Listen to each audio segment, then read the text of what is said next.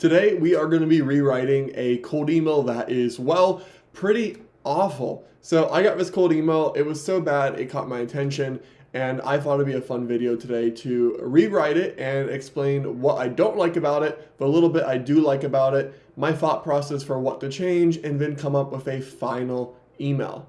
Now, as a preface, the only thing worse than sending bad emails is not sending any emails. So if you're watching this video and you're not sending any emails, you shouldn't be judging, you should be sending emails. So go send some emails. And lastly, I like to make my videos generally positive, but the goal of this video is not just to make fun of this cold email. It's to give an idea as to what common mistakes I see, tactical ways to change those, and make your cold emails good so you're not just wasting your time. Now, let's get into the actual cold email. Starting off here, we have the subject line, which is warning, your YouTube channel marketing strategy is on life support. Then we have the email body. Hey dear, I am sender name. I have removed his name because I don't want to call anybody out here. I have analyzed your YouTube channel. We have this very intense graphic. The issues are shown as examples in a video. All of our videos have these problems. As a digital marketing expert, I can say what your video thumbnails, blah, blah, blah. It's just like a whole big body of text here. He explains what he would do. He says he has tools he can use. He has a big digital marketing agency, which is kind of funny. And if I'm interested, I can have a Zoom meeting with him. And then he had his signature and then a signature photo. And his follow-up was, hello, hopefully you're okay, in all caps. Have you received my email? I am awaiting for your reply. Thank you. And then the same thing. So that was the email. It was pretty bad. So let's talk about what I did like about it and then what I didn't like about it. Now, there's 4 things I did like about it. 1, it landed in my inbox, which is actually really surprising given how much spam words it had, how long it was, the use of emojis, the use of 2 images and links. I was really impressed it landed in my inbox, so that is definitely a positive. Second thing is he didn't use my channel name improperly. My channel name is Michael Gardiner B2B Strategies, and I get at least 2 cold emails a day that are like, hi Michael Gardiner, I came across your YouTube channel, Michael Gardiner B2B Strategies, which just says I'm dumb and I don't know how to clean company names or I'm lazy, and I immediately disregard them. So he didn't use my channel name, which not using my channel name is better than using it wrong, so that is a positive. He also followed up. That's good. You should follow up. And the last thing is, although the image is a bit intense, it is interesting. Would I use it? No. Am I going to use it in a rewrite? No. But it was interesting. So that is a positive, I suppose. Now, what's bad about this email? Well, mostly everything, but let's go ahead and break it into sections where I'm not just going to bash it. I'm going to give feedback and then make changes so you can see if you're making any of these mistakes and what you can do about them. So let's start with his subject line. His subject line, just for a refresher, was warning, your YouTube channel's marketing strategy is on life support. SOS, save our souls. So with the subject line, it did get me to click, but for all the wrong reasons. It triggered my flight or fight response. It looked like there was an issue, there was a problem, and I get a lot of these, like issue with your website's vulnerable, blah, blah, blah. It gets you to click, but you immediately dislike the person who sent it when you realize it's not relevant or not important or not real. So it got me to click, but for all the wrong reasons, and I would never consider working with this person. Now, next is emojis are a bit kiddish and just not very professional. Sometimes I think you can use a tasteful emoji, but this is a bit overkill. The use of all caps in warning, just really tacky and dumb. And then also it's just generally insulting, like your YouTube channel's on life support. I'm going to guess this person probably is not doing as well as I am on YouTube, and it's insulting. If somebody sent me this and they had 1 million subscribers or 100,000, maybe, but it's just generally insulting, and that's not a good way to get customers. So pretty much everything about the subject line is terrible. So let's rewrite it. Now, I've given 3 examples here. The first one we have is Michael, YouTube question. That would get me to open it. It's not incorrect. It's not a lie. It's relevant. Michael, YouTube question. Next one is just YouTube optimization idea. I'd probably open this. And the last one is introduction, Michael plus sender name, his name. Let's say it's Tim, Michael plus Tim. I would also open this. So if I was sending this, these are 3 options for subject lines that I would use, and I would just send them all because I like to have a lot of variety in my sending. Now let's go into the email body, and there is a lot here. So we're gonna break it down into sections. That way it's not too overwhelming to go through. So let's start with introduction, starting with, hey dear. Now, first off, dear comes off from a subservient frame. Now, I am totally aware that this is a language thing and that dear is probably a translation that's meant to be sincere, but at the end of the day, you're selling to people that you want to buy from them, you want to buy from you, and there aren't any excuses that actually matter. So it's dumb. I am sender name. Now, I don't care. What about me, right? That sounds selfish. People care about themselves, right? So if I start an email and it's just say, hey, I'm Michael, it doesn't do a very good job of getting people to continue reading. It's just all about yourself. And then it has, I have analyzed your YouTube channel, which is fine. So that is what we got going on for introduction. Let's rewrite this. I'm going to start with some personalization.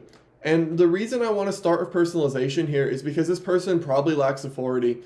And you can substitute a lack of authority with personalization sometimes. So, hi Michael, using my name. Loved your interview with Mark. This is my last YouTube video, by the way. If you haven't watched it, my interview with Mark is super interesting. Check it out. But it was loved your interview with Mark. It was super interesting to hear how he took the connections he made in his formal work experience and used those to grow his agency so fast. Left me with a lot of tangible ideas.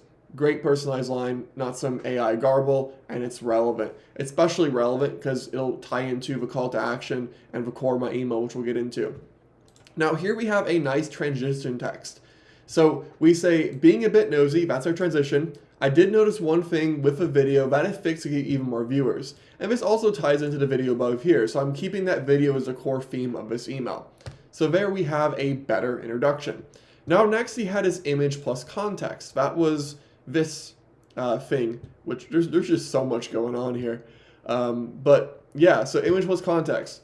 And then he said the issues are shown as an example in a video. All other videos have these same problems. Now, I would just completely remove this section to make it more readable. Also, on mobile, that image just be too much. And as he sends, the deliverability of this image will just be a lot of work, let alone having to actually make that graphic. It's probably some AI tool or something, but still, I would just go ahead and remove it. You know, whenever I'm going through cold emails, my first consideration is, can I just get rid of a thing? Because short is almost always better.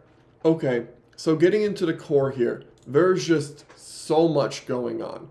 Now, let's get into it. The first part is, as a digital marketing expert. That's just like a bold statement with no authority behind it. As a digital marketing expert, why are you an expert? What have you done? Now, for the whole email, it's way too long, and it's just generally bad English and punctuation. Now, again, I understand English is not the first language here. However, his prospects do not care. Hire someone to help or use GPT. GPT is like the easiest way if you want to make sure your grammar's right, your punctuation's right, and also that like it sounds right, because sometimes something could be correct, but it just doesn't sound like a native English speaker would say. GPT is your answer to this. Now, another thing is he's mentioning the tools, where that just doesn't matter. Most people only care about the result, so the focus on the tools here I just think is really unnecessary. Another thing is like this really bold statement here, and I have a big digital marketing agency. Again, like, what does that mean? Why is it big? Name some of your clients maybe. And this is a time frame here. It's just not specific in a short period of time. So it's just overall really big, really blocky, too focused on tools. There's mention of credibility of nothing backing it up. It's just bad. So let's talk about our rewrite. Now, let's start by pointing out specific and relevant optimizations, specifically around your video's SEO and the way you're currently using tags. This ties into up here. Being a bit nosy, I did notice one thing that could be fixed, could get you more views, and it is specifically around your video SEO and the way you're using tags. It is specific. Now, next thing we'll do is let's add authority, right? If we're this great digital marketing guy, let's add authority. For context, I noticed from my experience growing similar marketing-focused YouTube channels such as X, Y, Z, and one more actually. So the more relevant examples you can put here, the better. Now, for me to actually respond to this is the part that will sell me. For example, the person who does my thumbnails right now, he cold emailed me and he had case studies of like 3 people who were all people in my industry, which I knew, was either friends with, aware of, or respected. So like that's why he now does my thumbnails, and I have no intention of not working with him in the next year or whatever it may be. So shout out to him. If you don't have these, watch my video on how to get clients without case studies, and there are ways to get around it. So with these changes implemented, I think we can increase viewership around 40% on new videos and 20% on existing videos within 3 to 4 weeks. It's a specific outcome that's for both new and old videos, and it has a time frame. It's just way shorter and way more clear. Now, let's move to his call to action. It's, so please feel free to send me an email or make a short meeting over Zoom. English, no strong CTA, and he's also asking for my time on a meeting right away, which is not something that you want to do. You want to make it really easy for your prospect to respond and not feel threatened to go right onto a call, potentially waste their time. So, rewrite. If this sounds interesting, I'd be happy to make these SEO changes for your interview with Mark. We're tying it back to the original compliment. And if you like the results, we can discuss an ongoing relationship. Let me know and I'll share more details. It's a really easy CTA to respond to, that he can just say, yes, tell me more, and then you can provide more information. So that's a much better thing here. Now his signature is thanks and regards, nothing wrong with that. His signature, which nothing is wrong with it. He had this note here, which I don't really have any feedback on. Maybe that's something where people thought he was selling subscribers and he removed that, whatever. And then he had a signature photo. Again, I removed it to keep his info private because I try to be a decent person. But I would just make it thanks, sender name, company name, and then a US address where you can just rent a PO box. Just Google it, you can figure it out. Not that hard. If you're in the UK, it's fine, but like in this case, coming from Asia, if you're targeting the US, I'd probably just rent a US postal box, not a big deal. And I would remove the signature photo for deliverability. So we have rewritten his email. Now let's put this all together and see what it looks like, because there's still more optimizations we can do. Now, the first thing I like to do when I'm looking at this is I like to read it out loud. You should be reading your cold emails out loud to see how things sound, if it's too long, if it's awkward. So let's go ahead and read through this.